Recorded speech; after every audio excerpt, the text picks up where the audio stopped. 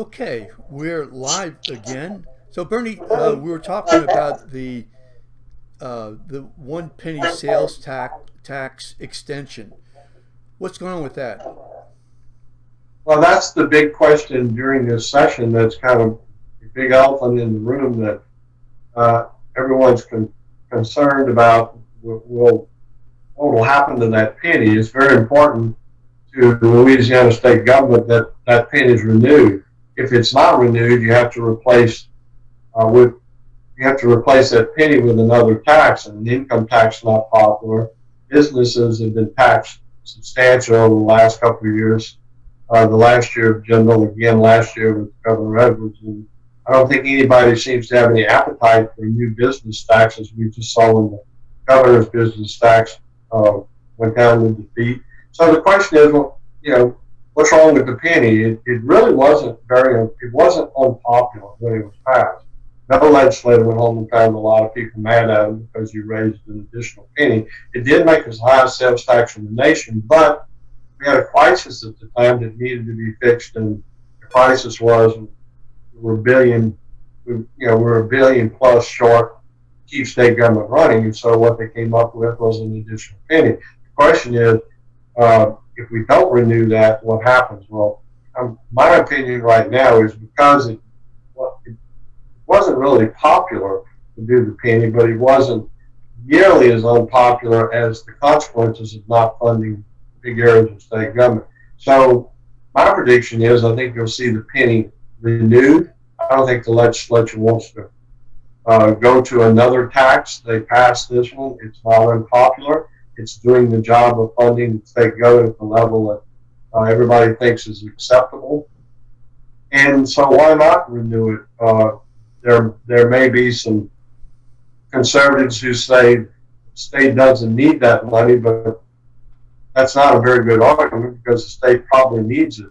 Then the Republicans, if you do cut that much money, who are they going to tax next to replace it? Or two, are they going to stand up and say, I want to cut universities, I want to cut hospitals, and then be the authors of those bills making those kind of cuts? I think we're in a Mexican standoff, and the bottom line is the standoff is about accepting this, which is not that unpopular, or trying to find something else. So my prediction is the penny will be renewed, it'll be accepted, and the legislature will move on and get past it, and then we'll have at least for the next few years uh, a budget that we don't uh, deal with hundreds of millions of dollars every year trying to figure out what to cut. This penny takes that away and smooths the process to make it simple for our audience. It makes the process simple. Louisiana pretty much almost has a balanced budget. It's dramatically different from five, six, $700, $800 million budget deficits we've dealt with over the last 6 or 7 or 8 or 9 years. So this gave stability to our funding for government. Why go mess with it and undo the penny, and then we're going to find all that money that's needed to replace it? I just don't see it happening. The simplest way out is renew the taxes, my prediction. Why don't you tell us about the governor's loss in terms of the taxes? The Republicans are claiming victory. Well, I don't know if it's a loss. I think that the governor would rather not run for re-election with 10% sales tax that primarily hurts poor people. If you look at polling data, the people who get hurt the most are poor and lower middle class. Middle income and upper income people say that which is the tax they don't want to pay it, but they're saying if I have to pay to save something, I'll do the sales tax because everybody pays it, and not just rich people. So why wouldn't the Republicans? So the Republicans uh, and Governor Edwards are.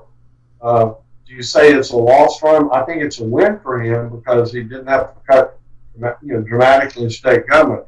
On the other side of the street is a PR loss for him. We don't know that until until the candidate emerges. But I'm sure the governor would rather replace the penny, which hurts primarily his Democratic type voters, versus the Republicans. The Republicans ought to be content to sit there and let him run with 10 cents, which primarily hammers his voters. So I'm not so sure that we can say that he's hurt or he's damaged.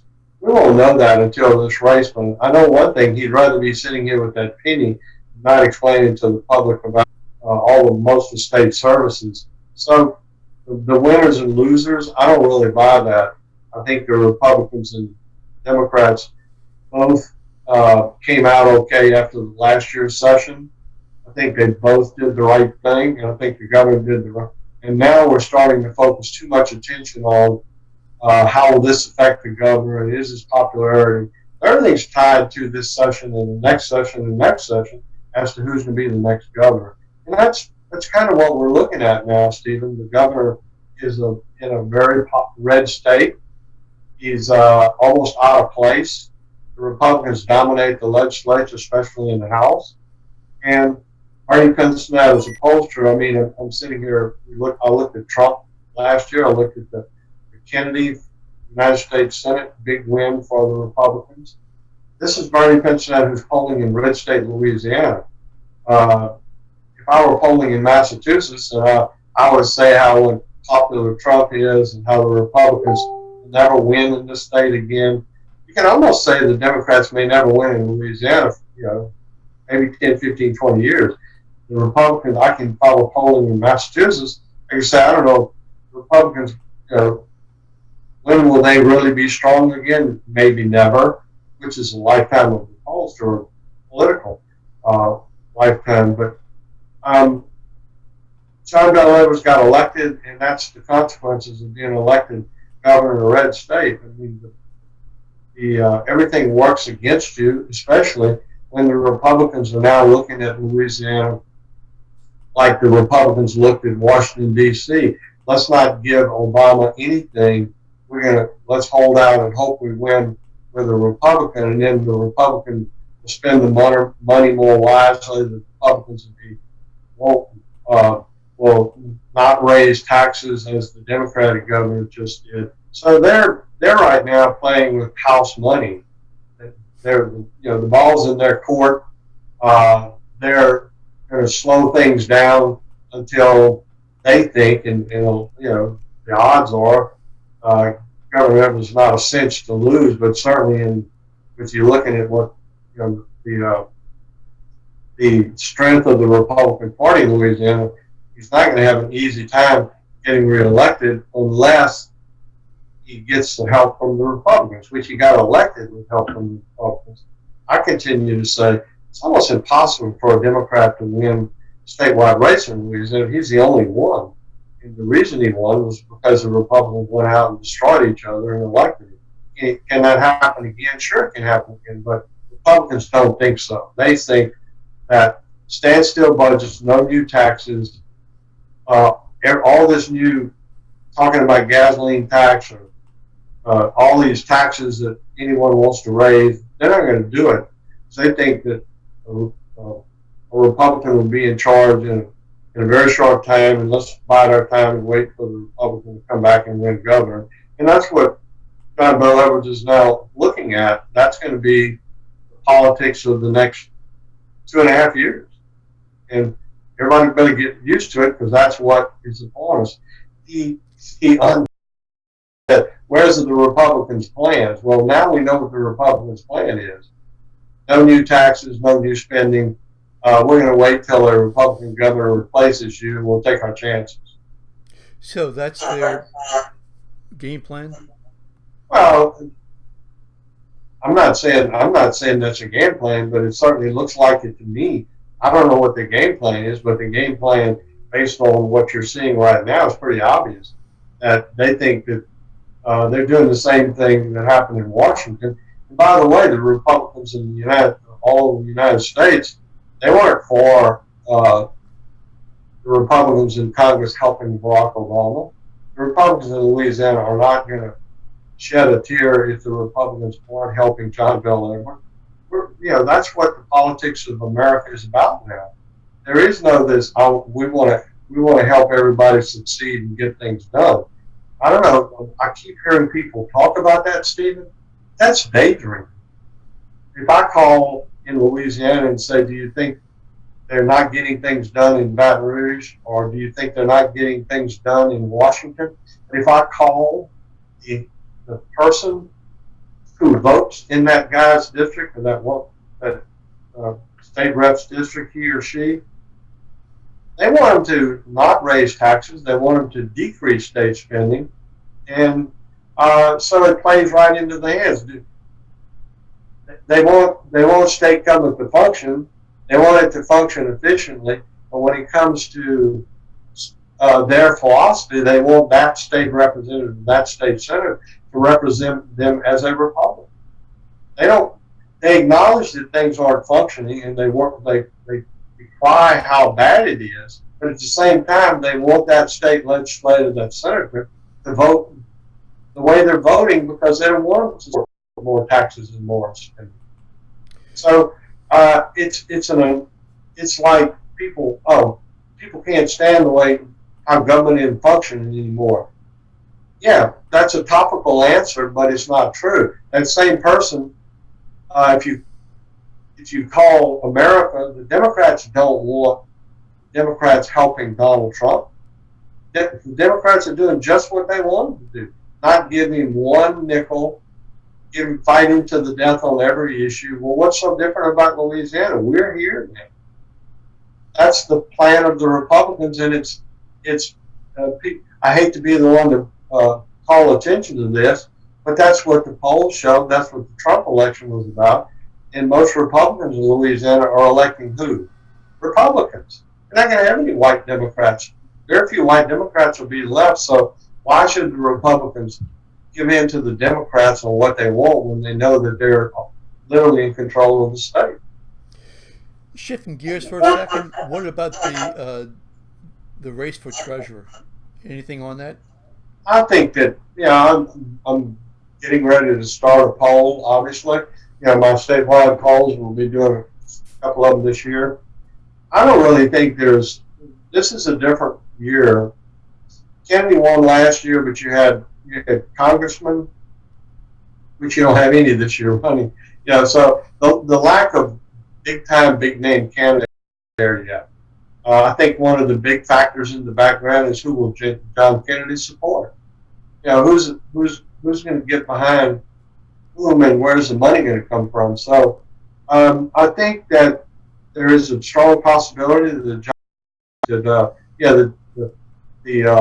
John Bel Edwards being repeated is unlikely as far as a Democrat. Could be, but I haven't heard of any Democrat running. But so the question is, who the Republicans choose? I think it's too early to tell, but I think that eventually the guy who had a lot to say about who's elected is John Kennedy, especially if it's someone who's going to be for more government and for more revenue and for more taxes.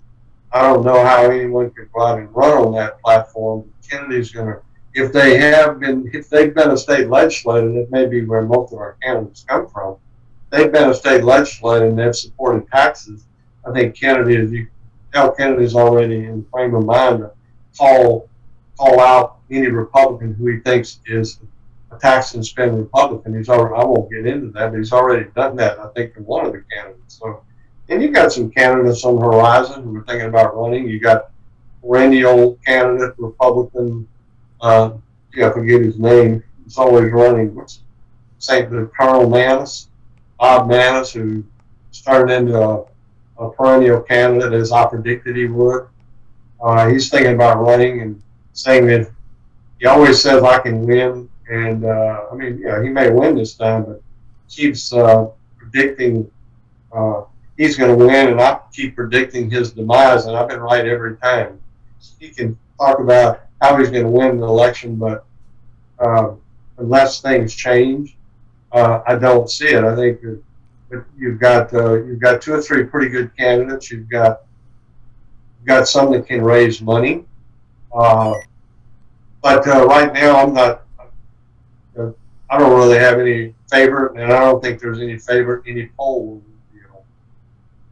Okay.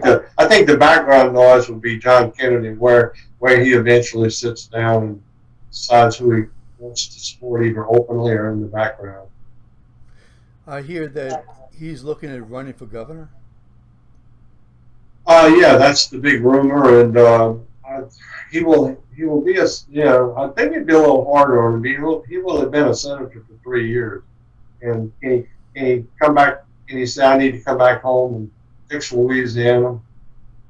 Nothing's being done. Whatever else he comes up with, yeah, there's a strong possibility, and I don't know. I don't know. Is there anyone stronger? No, he's the strongest elected official in Louisiana, especially on the Republican side. And politically, with this being Louisiana, by the way, you could say he's easily the most powerful political person in Louisiana because it's a red state. So yeah, I don't. I think it's very possible, and I think that's one of the reasons that the Republicans are acting more like national Republicans or power play Republicans because they know there's a Kennedy in the background, and they're going to wait for him to come back and assume the real position they think should be filled by a Republican. So it's a good question and a good thought. But I don't know how he would. I think he will, but the setting has to be right. And since he will be there 3 years, 2.5, 3 years, like I said, I need to come back home and run. And I don't think Republicans would be mad at him for opting to leave Washington to come back home. Interesting. One last question, and that is there a question I didn't ask you that you want to answer? Ask yourself and answer.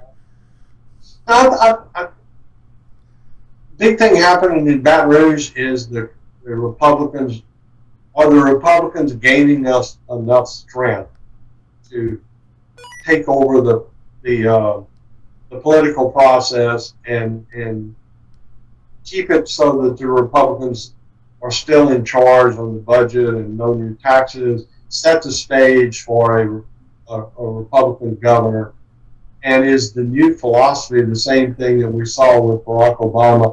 Republicans didn't do anything to help him. Now, John Bel Edwards can say, well, that's unfair, but that's what the Democrats are doing to Donald Trump. And I think you'll see the Republicans start doing that to John Bel Edwards. And since this is a Republican state, why can't they get away with it? So that's what I see as the big background noise, and that's what is developing. And how far it gets, I don't know. But right now, it's pretty.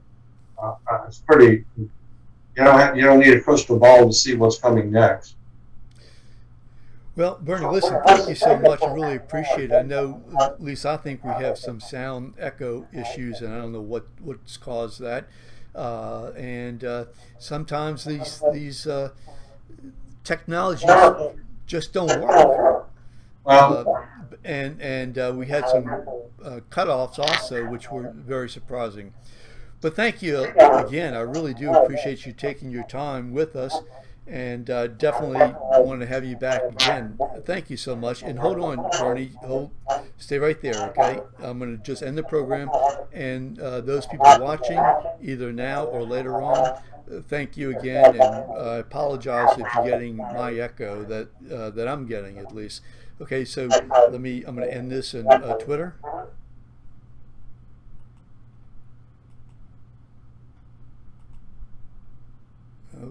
Okay.